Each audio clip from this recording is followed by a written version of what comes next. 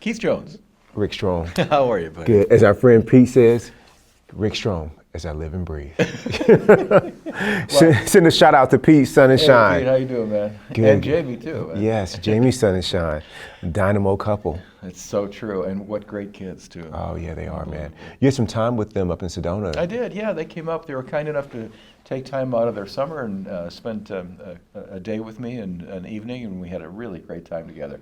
The little one, Charlotte, discovered the garden. Yes. And, she really enjoyed that. She went crazy over my pea pots. You know? That's awesome, man.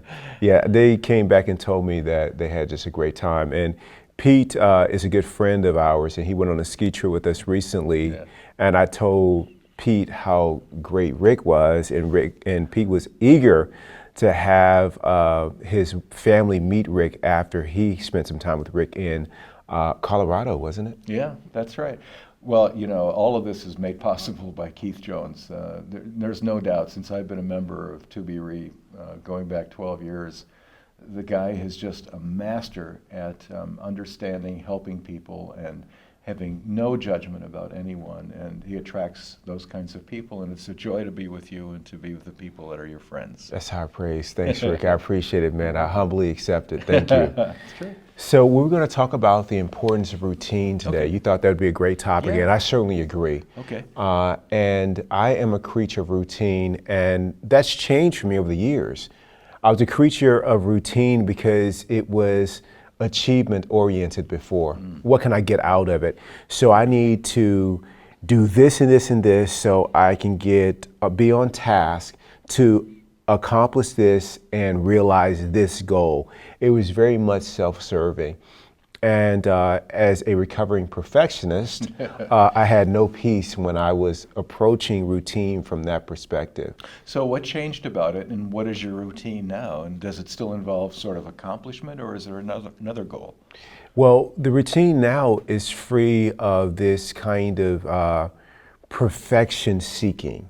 So it's free of that, and it involves more of a mindfulness and consciousness practice now.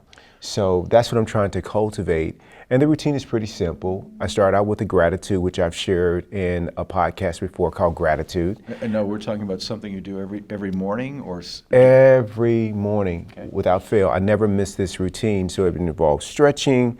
It involves a few exercises like push-ups and squats and things like that.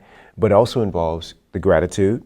It involves reading something that is good for me to be mindful of, being kind, being considerate, thoughtful, compassionate, accepting life as it shows up, even if it's not to my liking, saying yes to that. And it reminds me to see the good in others and that I'm here to serve. So my practice is really geared toward rooting me into that kind of truth. And I do it every single day. My gosh. Well, now, that's something that's fairly new. I remember in the old days, you were very, very disciplined, but there was no component about gratitude, or there was no component about, not that you weren't grateful in your life, but there was no intention put on gratitude, nor was there something about reading self-help or reading something that was uplifting. How did that change, and how is it different now? What do you realize about yourself that you didn't have before? Well, it changed 4 years ago, 4.5 years ago, and I've talked about this story too. Something happened 4 years ago in another podcast we did called Useless Emotions, in which the suffering in my life became too great. I was still accomplishing things, I was still reaching goals, but there was this lack of peace in my life. I was obsessively thinking about what I had to do next. I was reliving the past if someone hurt me or something didn't go well. And I was anxious about what would happen in the future. There was absolutely no peace. I was making other people wrong. Sometimes I was a victim. Other times I was a hero in a certain narrative. It was just nonstop, man. I just couldn't shut down the thinking, but at the root of it was nothing but suffering. And while I was helping other people, I was not peaceful inside as consistently as I wanted to be. And so that needed to change.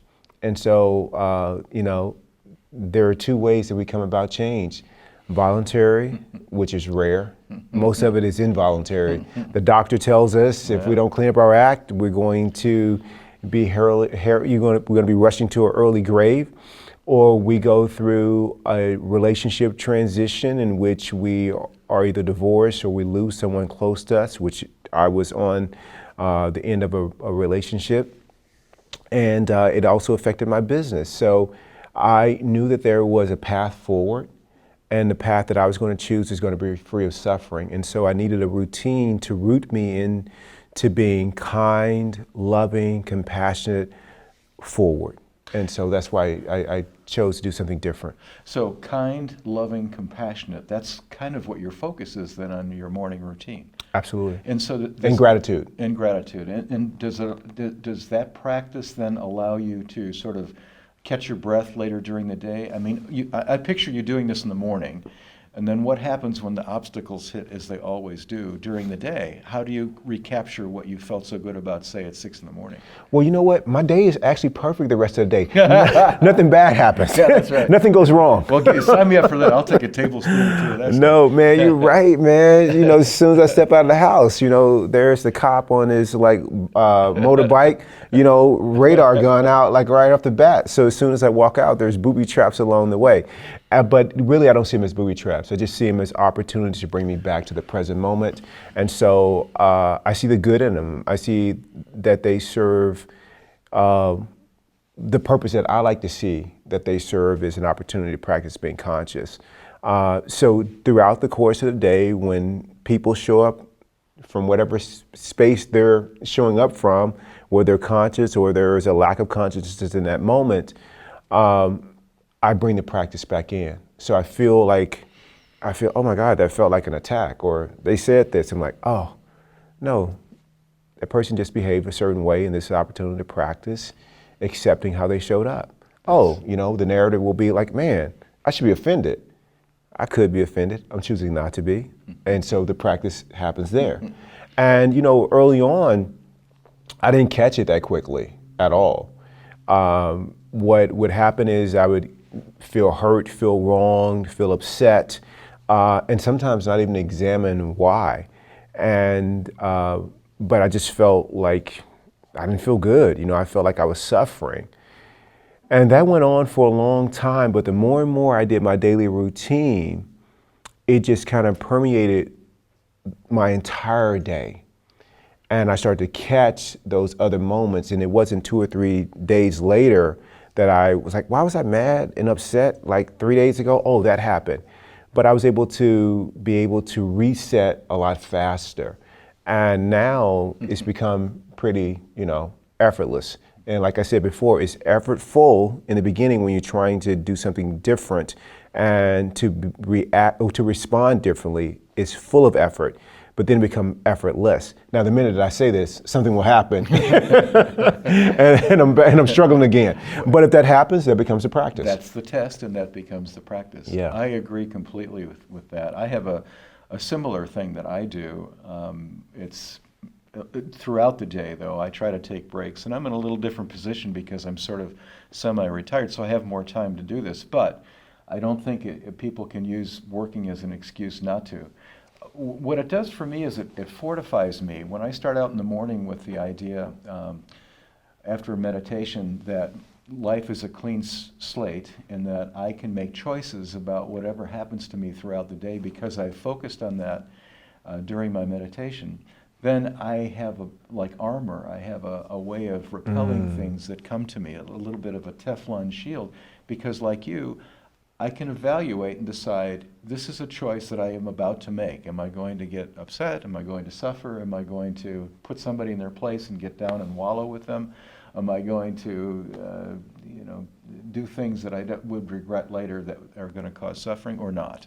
Right. And so once I think that happens in the morning when you have your routine set, it's easy to go back because you're mindful of what that great experience has been, what that good feeling is, avoiding that kind of thing, and you can rekindle that, you can recapture that if you monitor what your behavior is. Absolutely. So we're going to put in the show notes Keith's morning routine and my morning routine, and then we'll talk a little bit in the show notes about some references that you can use on your own to tailor something that would work for you. But the trick is to make sure that it's self-care, that you begin with the idea that you're going to do something for yourself that's going to help you understand that you always, always, always have a choice about what to be and how to react to whatever comes your way, because it's always going to come your way. And then secondly, you also realize along with that, that the true way to feel inspired, calm, more in touch with who you really are, more authentic, is by following compassion, by following gratitude, by following all of the things that we're talking about with respect to sharing and being on the path of helping others. That really leaves you with a sense of, I think, purpose. And one little footnote to that, and that is that I think that we can't pursue happiness per se. We can pursue things, we can pursue ways of being, not things, that allow us to, when we successfully pursue them, allow us to be happy. Happiness ensues as a result of pursuing those. It's kind of like a byproduct, right? Kind of a byproduct.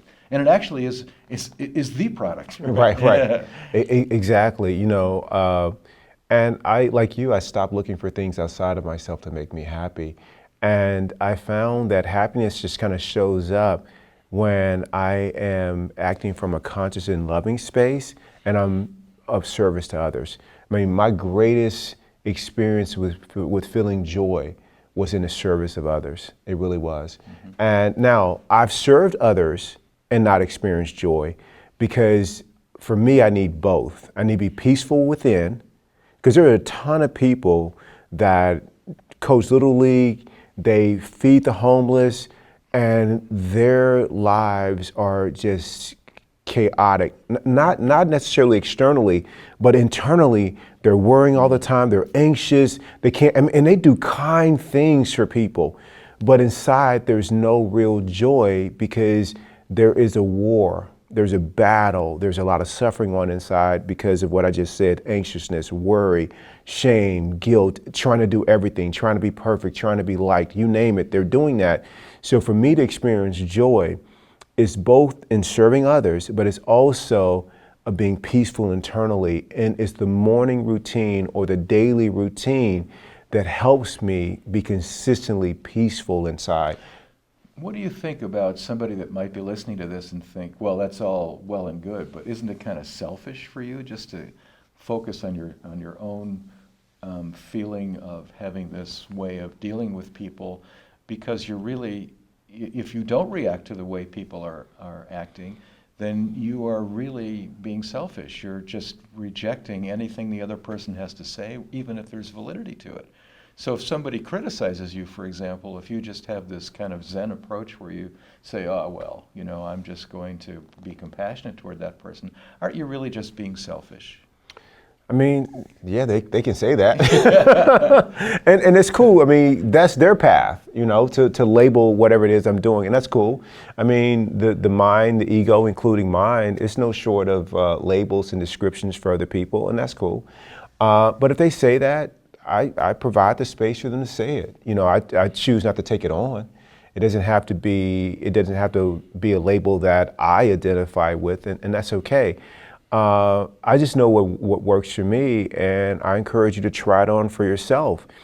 And I find that I'm able to love more fully, unconditionally, to give with my full resources and skills when I'm not operating from a place of labels, when I am doing a routine that reminds me of what's really important to me, what's aligned with my values.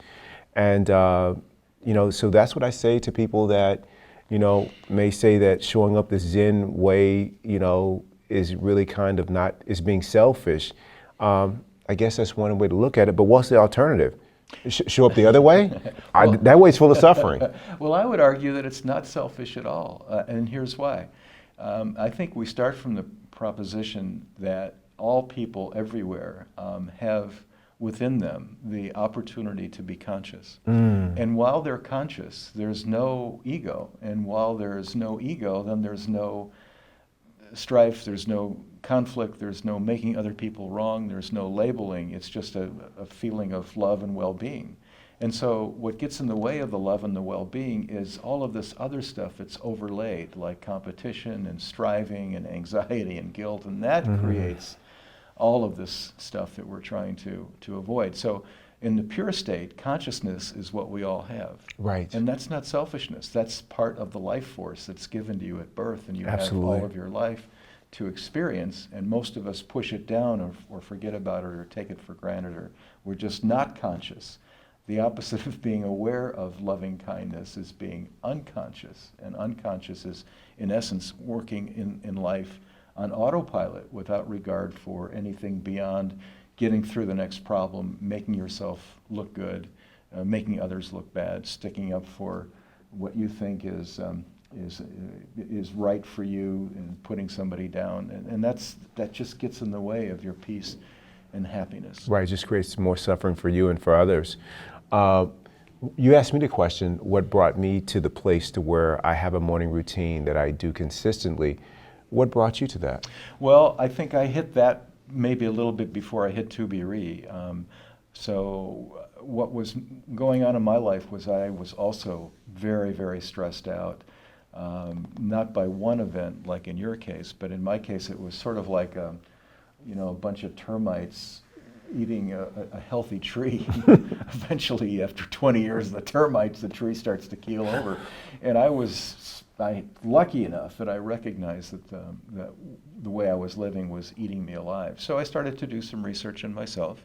And then I discovered meditation, and meditation truly helped me because it allowed me to focus on just being with nothing added, just relaxing and recognizing my breath, that I was alive, feeling that in its basis was the essence of who I was with nothing added. And it created that space to allow the feeling of calm to flow into me, which in turn allowed an opening of consciousness that I've continued to try to build on. Right, yeah, man, thank you. and I've been a beneficiary of that in our friendship because you're such a good friend, and Thanks. And you're welcome. And I know that's not just something that just happened. I mean, you're conscious, and people that are conscious make great friends. I mean, period. I think it's great that people don't judge one another. Right. That's one of the things we struggled with a lot growing up and living in our culture, which encourages judgment and finding fault. If we can get away from finding fault and getting away from being judging of anything at all or anyone, right, and just accept it, that's I think a much better, healthier way to be with less suffering. Mindfulness teaches that the natural state is to be in the present moment, knowing exactly what you're doing, being aware of all the stimuli, enjoying it all, not judging it.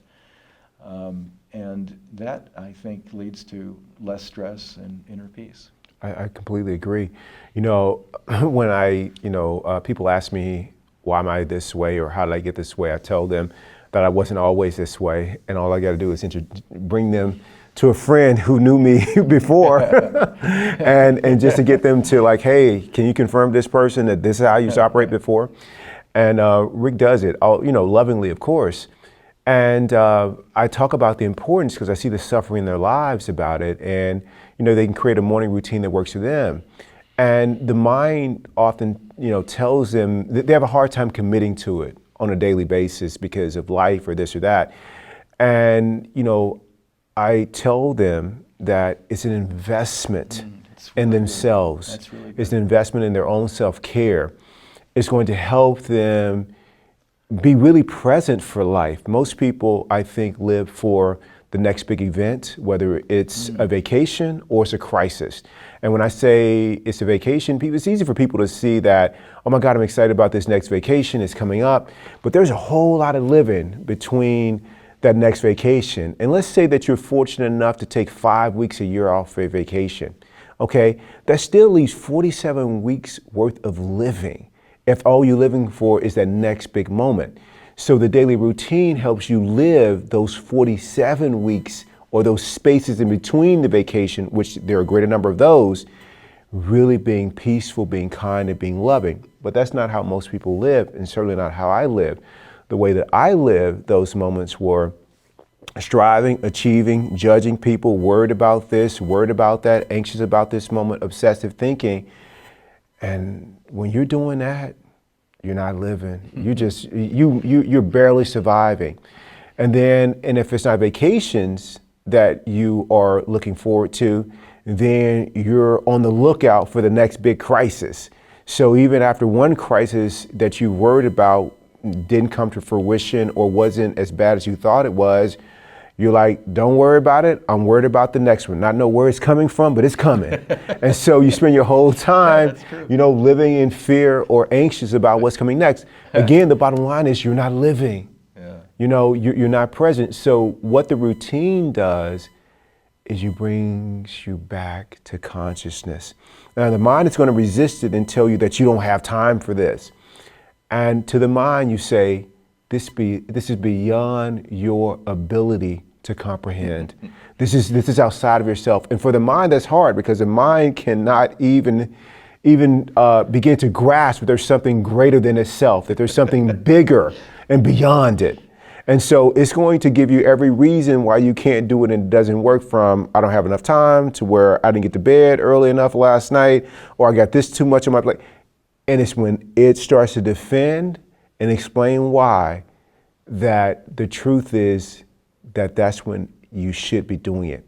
And when you bring a daily routine, preferably in the morning, to your life, what it's going to do is going to create an opening in between the thinking, and it's going to divide them apart, and it's within that space that presence and consciousness is able to permeate every part of your life. And it's there that you can be kind, loving, of service, and it becomes effortless. How do you know consciousness is not there? Is if you're not doing those things and there's no gratitude. Then you're on the other side of it. You're at the effect of the mind. You're in default mode. There's no living there. There's certainly no joy. Boy, that's beautifully said. That's beautifully thank you, said. Rick. And I think that's the correct analysis as well. People don't realize, but there's a dichotomy between who we are and what our mind is. They're two different things. We tend to identify with our mind. Yeah, we think it's only just one. Yeah, we think it's just our mind, or we think it's just us, and that's our mind. And it's not. We have such a high regard for intellectual capacity in this culture. Yeah, we've been conditioned to think that way. That's right, that intellect solves all the problems, but that fails to consider a lot of other elements, which include this psychological well-being, emotional well-being, even a spiritual component that the mind doesn't really help you with, in the sense of providing anything other than an analysis, and often the analysis is not broad enough and doesn't give you the correct feeling or feedback. So what this idea is in stopping the mind is to try to regulate the mind, or if you can sort of regard yourself as the thinker behind the thought. Right, the observer. The observer, and the mind is actually a tool in your panoply of things to make problems go away. That's just a tool, and it's not you. That's a start, I think, in helping understanding that the mind has its own agenda, and it's usually about self-protection, making you look good, making the other person look bad. Being superior. Being judgmental, all of those things which are negative that gets in the way of, all of those get in the way of happiness and fully functioning, emotionally strong people. Absolutely, I totally agree. And I love what you said about, you're the observer, you're in control. You can't control things outside of you, but internally you can. Yes. And and the mind is a tool. So the question is, are you using the tool, or is the tool using you? and for most people, and for much of my life, mine too. My mind was using me. I was at the effect of it. I was in complete default mode, and it was driving the bus, and I was along for the ride. And that's transition. And since that's happened, I'm at peace. Yeah.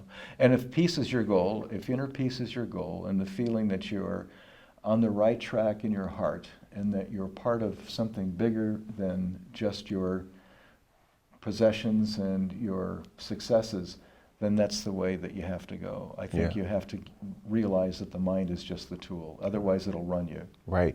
And the daily routine is the access to controlling the tool, to wielding the tool, to using it so that it is, when it's necessary, you use the mind for practical purposes, booking an airline ticket, creating a presentation, preparing for a client meeting. When it's no use to you, you put it aside, you attend to just being conscious, being kind, being loving, and things like that. But the morning routine, I think, is, at least in my life, is essential to being able to use a tool and the tool not using me. And you can just try it on in your own life and see how it shows up for you. And if you're suffering, the tool is using you. That's your key. Let me pull you behind the curtain. That's what's going on. If you're making excuses of why you can't forgive in that moment, or you need time to come to grips with being letting something go, pull you behind the curtain. You're being used. It's using you. Consciousness doesn't need time, space, or anything to just be loving. It just is. And it's a choice. It's a choice. In every moment you can make that choice. Whatever the circumstances, you can make that choice. I'm not saying it's easy. I'm not saying it's something that you can do without having some sort of misgiving. But once you start down that path and you monitor all of the times when the ego is taking you in the wrong direction, and then you institute something like a gratitude practice or a loving kindness practice, you'll compare the differences and see that the loving kindness way is superior. Absolutely. Rick? I love you, buddy. I love you too, man. Thank you. Thank you.